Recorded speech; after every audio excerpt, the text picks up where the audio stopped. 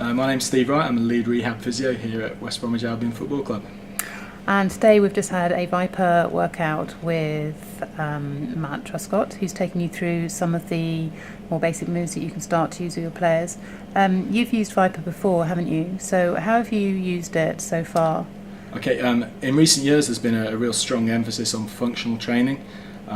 We don't want people to get used to throwing around barbells and dumbbells in the gym, because there seems to be some skill transference that's lost when they come to apply those strength gains made in the gym to the field of play. And the beauty of ViPR in our experience is it's functional. We can challenge lots of different planes of motion, and really your imagination's the limit in terms of how you use it and the positions that you choose to use. Are there any particular areas that you address in what you've used ViPR for so far?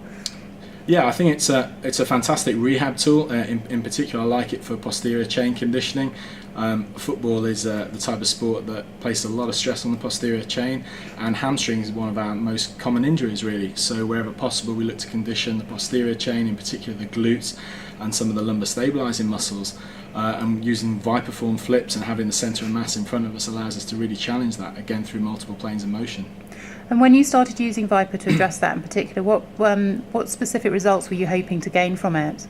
We used it twofold. Firstly, like I just said, for posterior chain conditioning, but secondly, with using some of the lighter weight ViPRs that are available, we used it as a metabolic conditioning tool, using short blocks of 8 to 10 seconds high intensity activity, followed by short periods of rest, and so it's been a useful metabolic conditioning tool as well as just strength gains.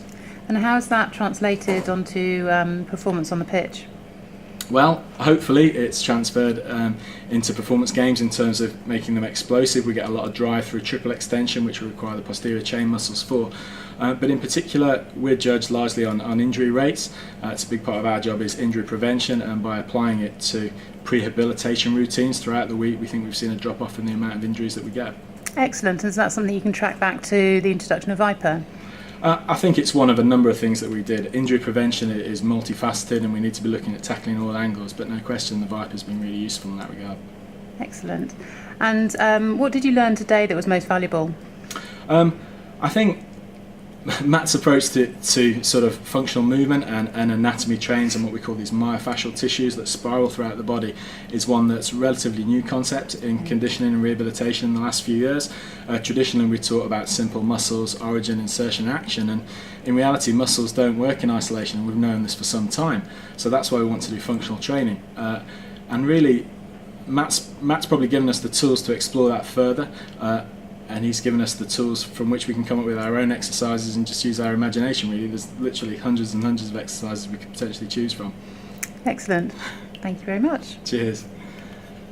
That last one was